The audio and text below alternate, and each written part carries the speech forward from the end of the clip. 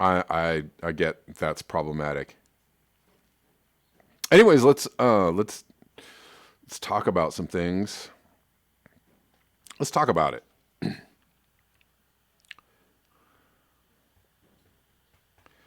This is a interesting.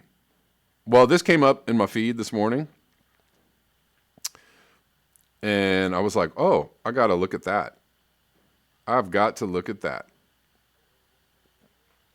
And I thought this would be something good to talk about because we're talking about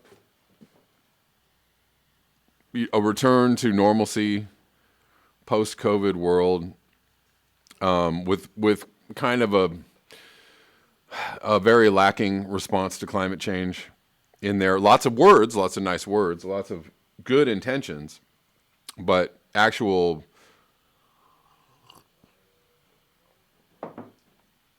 solid ideas or solid actions towards climate change, a little paltry.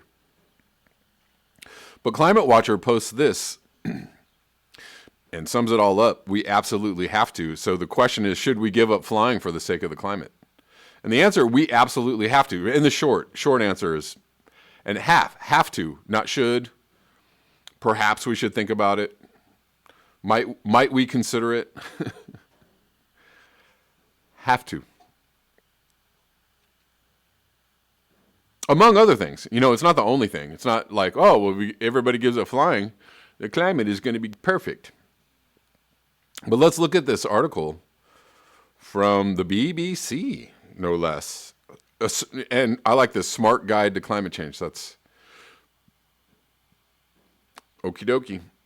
Should we give up flying for the sake of the climate is the question. And, I like that mainstream media organizations are asking these questions and putting the idea out there and, into people's minds. For those of us that take regular holidays abroad or travel on business, flying makes up a considerable chunk of our carbon footprint, but are there ways of reducing those emissions?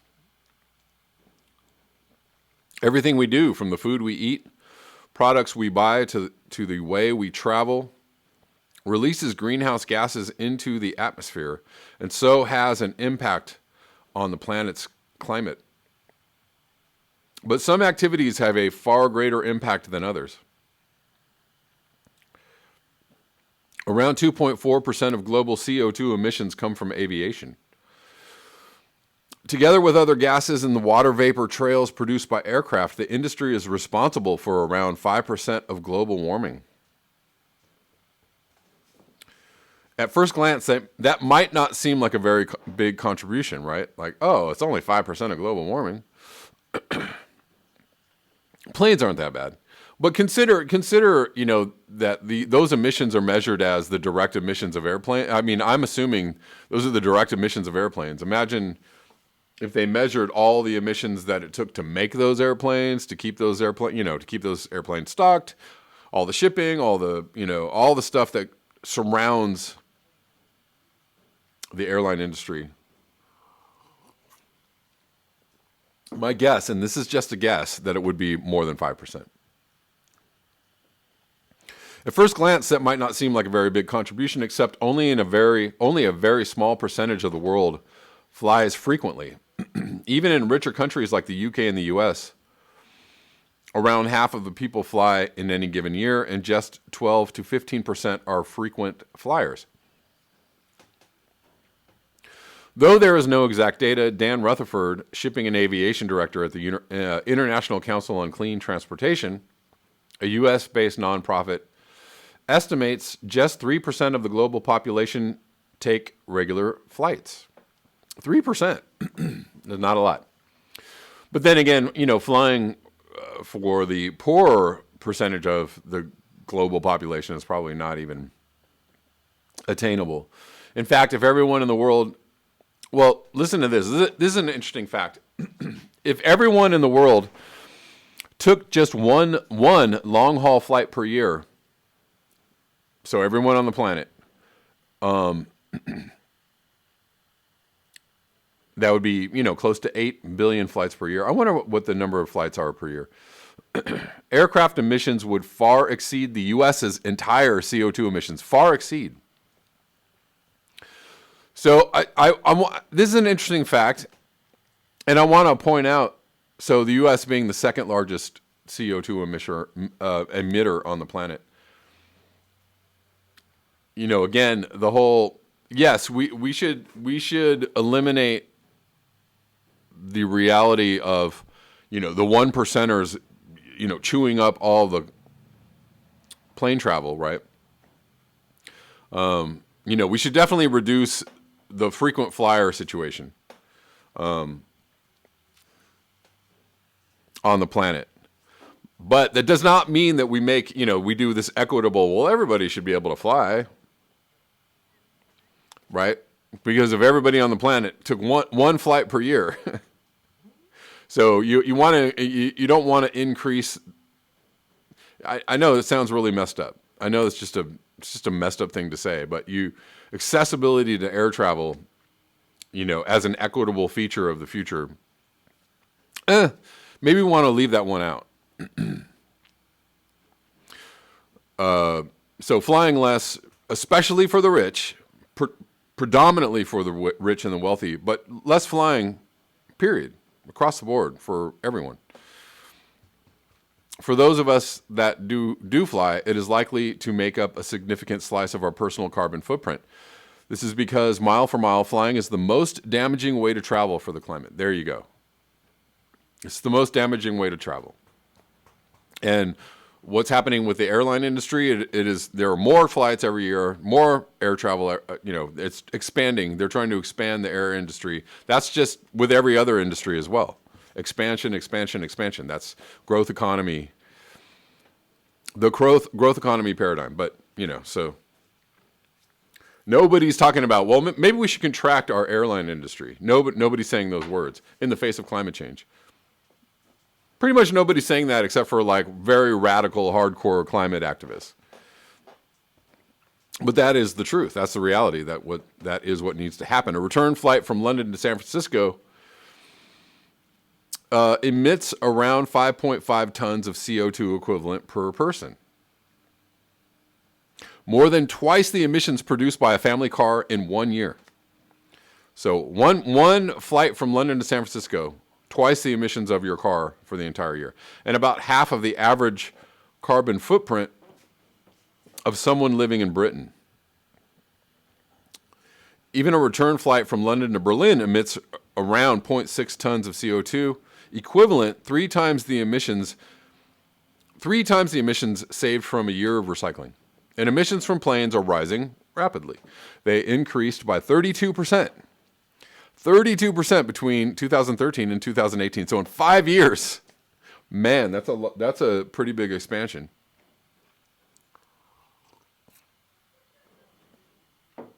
While improving fuel efficiency is gradually reducing the emissions per passenger, it is not keeping up with the rapid increase in total passenger numbers, which are projected to double in the next 20 years.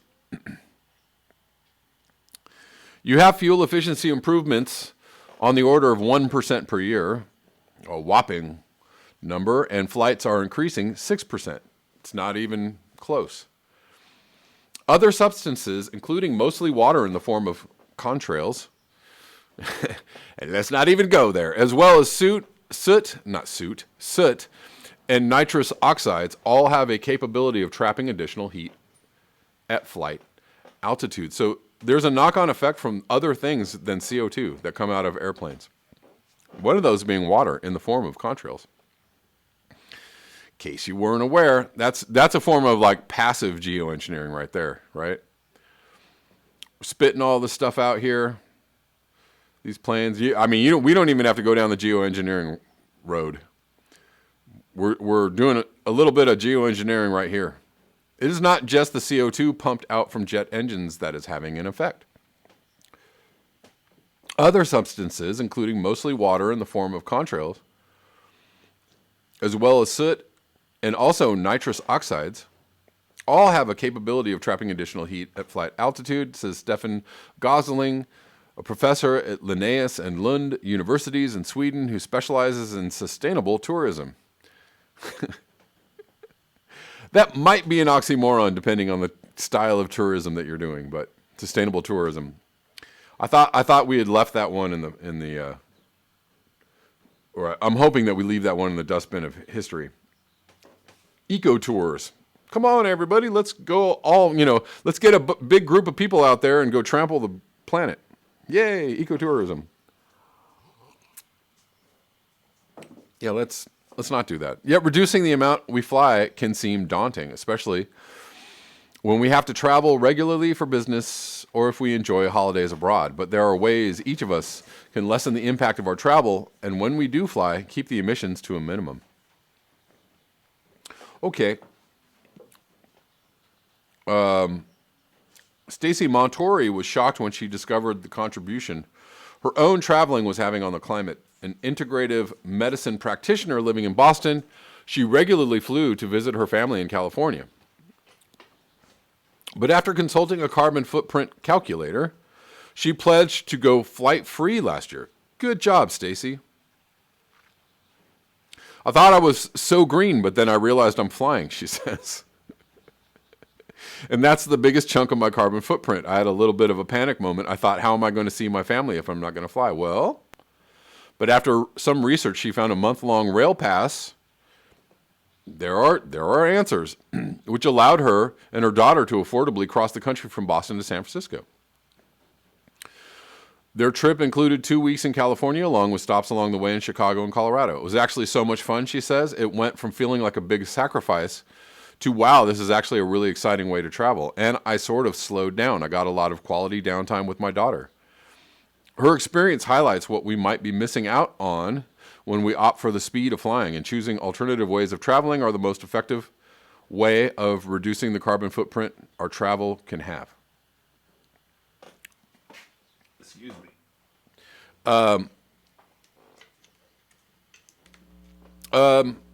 A single passenger traveling on a domestic flight in Britain, for example, can lead to climate impacts equivalent to 254 grams of CO2 for every kilometer they travel, according to the UK's Department for Business, Energy and Industrial Strategy. The same calculations estimate a long-haul flight can release the equivalent of 102 grams of CO2 for every kilometer, a lower figure on average per kilometer because of the huge amount of emissions given off during takeoff and landing. So short flights really cause a lot of damage. But an intercity train releases the equivalent of 41 grams for every passenger mile.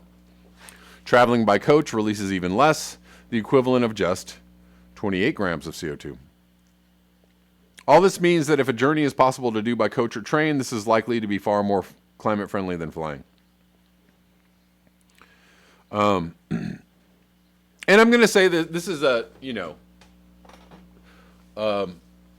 obviously cars are a big part of the problem, but, driving is actually way less impactful than flying.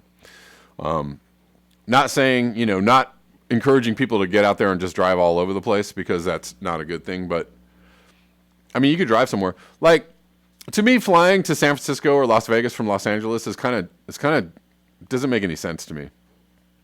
Especially Las Vegas, because it's like 4-hour drive. I mean, come on. It's like not even half a day. It's like, the morning. It takes like the morning to drive to Las Vegas. Oh, I got to get in a plane and get there like 3 hours quicker.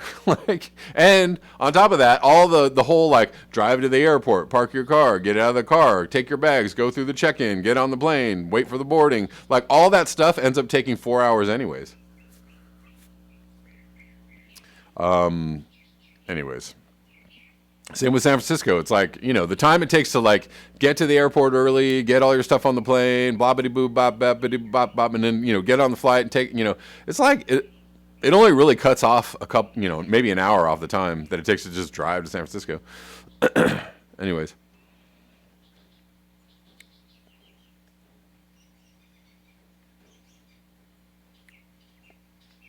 Even driving is, and they're gonna just say what I just said. Even driving is usually less carbon intensive than flying, says Rutherford, providing you can give someone else a lift. Driving alone in a medium-sized petrol car Produces about 192 grams of CO2 for every kilometer you travel, but with passengers that can be shared. So even if you don't have a train, driving with one other person will certainly be better than a plane in most cases. Ground transport can also often be cheaper and faster than air travel. They're talking about a medium-sized petrol car. They're not even talking about an economy car or a hybrid or anything like that. Anyways, whatever. Ground transport can also be cheaper and faster than air travel. You take a bus. For shorter distances, once you take into account the time taken getting to the airport, checking in, queuing at security, waiting for baggage, saying all the things I just said. Sites like the Man in Seat 61 can help with planning long-distance routes by bus, train, and ferry by the cheapest route. Despite these alternatives, some journeys will also be harder to do, always be harder to do without flying, like maybe going to Hawaii or going to Europe or something from the States. There are other benefits to taking trains. They tend to connect directly between city centers rather than being out of town, as many airports are. They also offer the chance to see and explore new destinations. Anyways, they're just going into some of the minutia around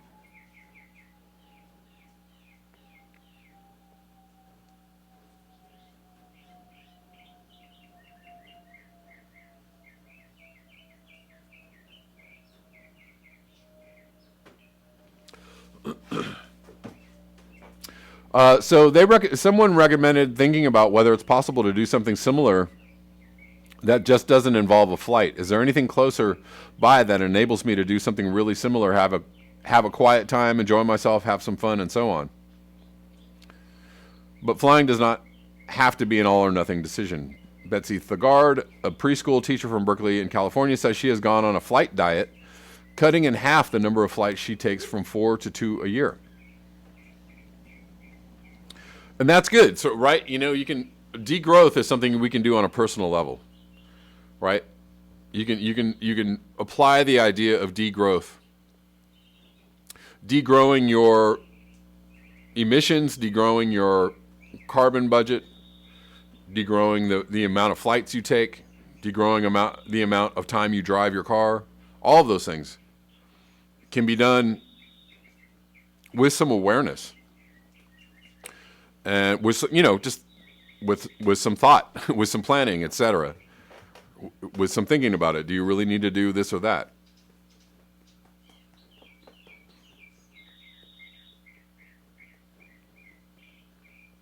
I know. I met quite a few people in the last few years that had stopped driving in Los Angeles, which seems like a wild thing to even consider, because Los Angeles is such a car culture city. But I know quite a few people that do not own a car in Los Angeles, and they're like, I'm fine. I can get where I need to go. It's not a big deal.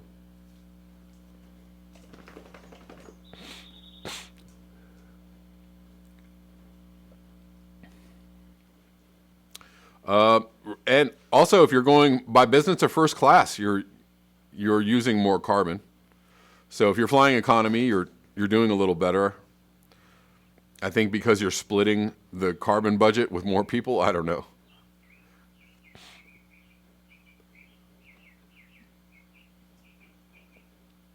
A first class ticket on a long haul flight emits, on average, 4 times as much as an economy seat on the same plane. I wonder, I don't know, I really don't understand how they get to that number, but interesting nonetheless.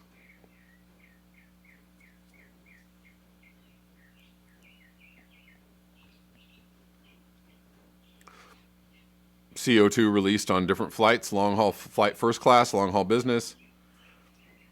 So you're doing, the more you're on a plane, the more you're doing damage, period.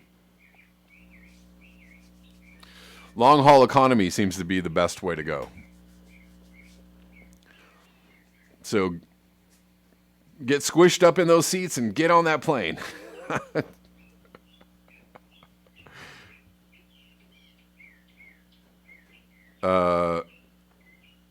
Then they go on to talk about carbon offsets, blah, blah, blah, blah, blah, blah. Okay, anyways, I just wanted to I wanted to talk about that or bring that article to you, mainly because, I mean, the biggest thing about that article is that they're bringing the idea that flying is not such a good thing, hopefully to the masses. Hopefully a lot of people are reading that article and going like, oh, yeah. Yes, Raza, you hear the birds? We have, the birds are back. Spring is springing, and spring is sprung, or trying to spring. Lots of birds coming out. And my dog is out in the yard looking at all of them, going with licking her lips. Ooh, if only one of you would just fly close enough.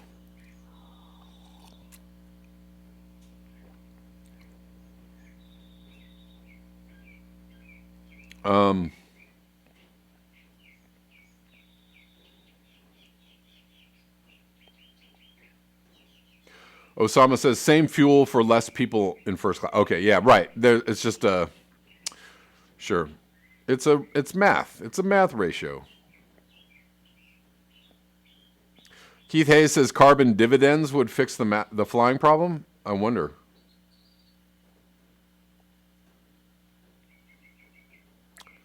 I wonder about that. Maybe. I don't know.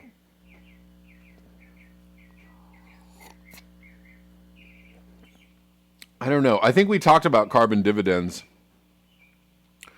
or the carbon dividend proposal that is in Congress.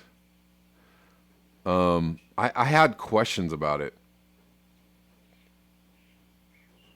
I had questions about those dividends. What's up, Rockfin people? My Rockfin people, how you doing? Hanging out with me on Rockfin. Irk1 is there.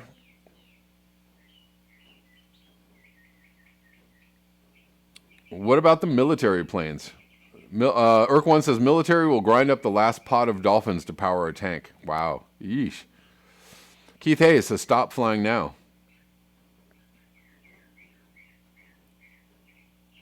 Perhaps the military can approve serious requests for flying like a family death.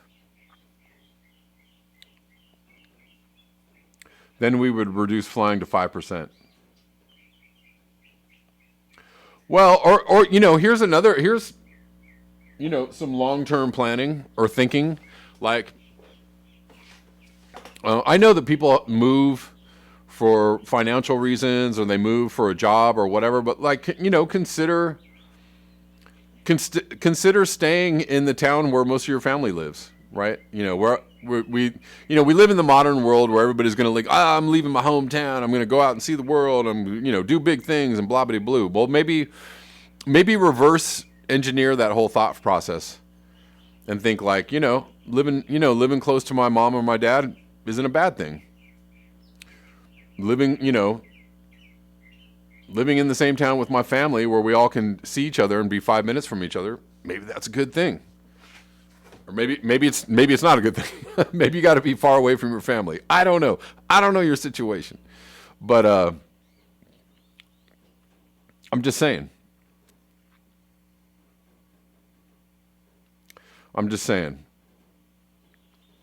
Maybe don't take all the options that capitalism affords us. You can live anywhere. You can do anything. You can buy anything. You can own anything. You can have anything, right?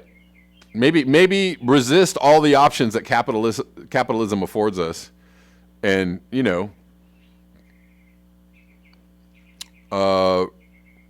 reimagine yourself in a community, more of like a community, like reimagine community, the idea of community and family, right? Like, I live in a community with people that I know and I care about, and my family is here and we're all here, and that's fine. That's not a bad thing. I'm living I live where I grew up. I've been all over the world, but I live where I grew up, and there's nothing. I really like where I live. It's it's beautiful, and I know a lot of people that I went to high school with. It's fine. There's nothing scary about that. Basil Peterson, climate refugees won't have a choice. Indeed. Good point. Good point. Judy Truitt says, my other son flew away to Australia and now lives there with a permanent work permit. Nasman Abs says, I should move far from the coast. I am far from the coast. I'm not close. Where I live is actually in the foothills of a mountain range, the San Gabriel Mountains. And so, yeah, the water would have to rise like, I don't know, 100 feet or more. I would have to rise a lot. But though, if that happens, I have beachfront property. So I'm good. Ah, thank you, Susan Forsepi. Thank you. Thank you so much. Yeah, if the water rises past the level of downtown Los Angeles, I'm living like really close to the beach. I'm okay with that. I don't know if the rest of LA is okay with that.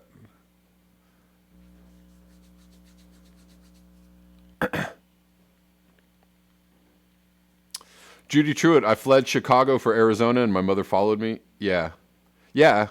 I know a lot of people in Phoenix who are from Chicago. Chicago transplants to Phoenix is a very popular thing. Also to LA too, but there's a big group of people in Phoenix that are all from Chicago that I know. Seems to be a thing. Which makes sense, right? F this cold, F this weather, right? I don't feel like digging out snow all winter. Maybe let's live somewhere where maybe we don't.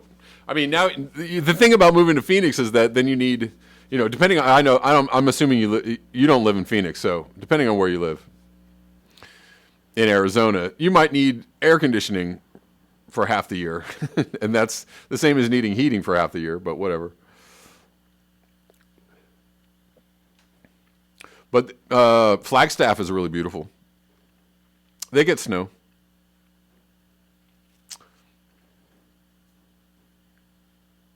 Wow, Mashi says, if the water floods Los Angeles, it also floods the Central Valley. Bye-bye food. Lauren Neufeld, we got to get these people off these mother effing planes. Yeah. Well, and the pandemic kind of did that for a little while. Again, pandemic coming in and doing more for climate change than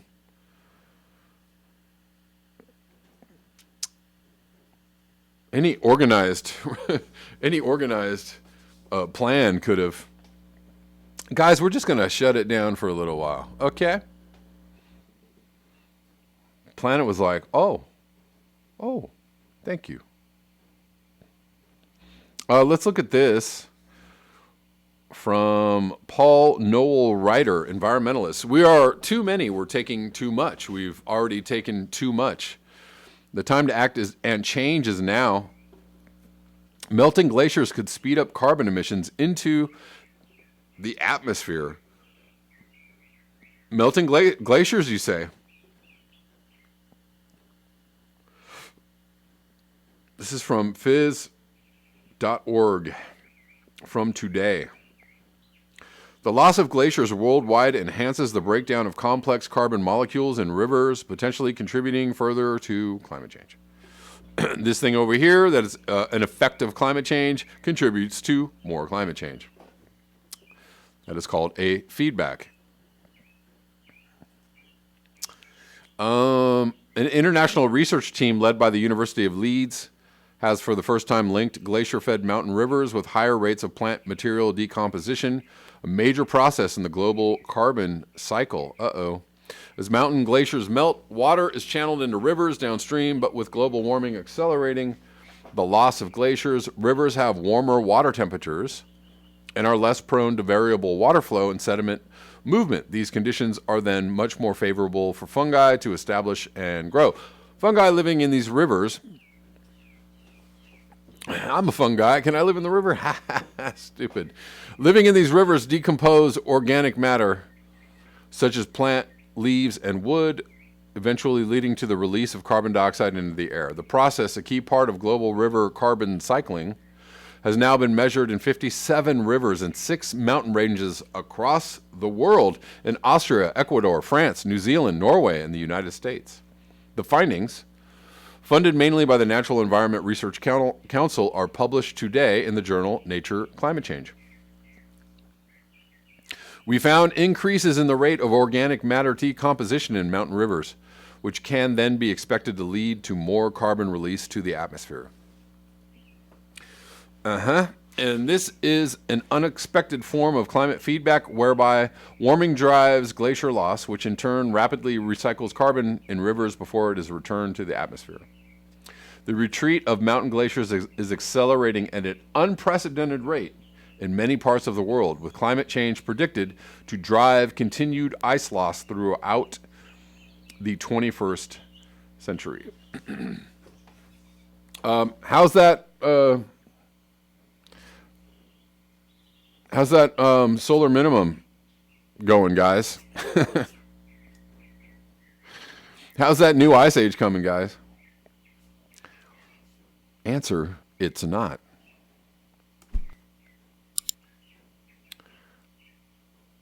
Because you only need eyeballs to see that glaciers are melting, Arctic is melting, everything's melting.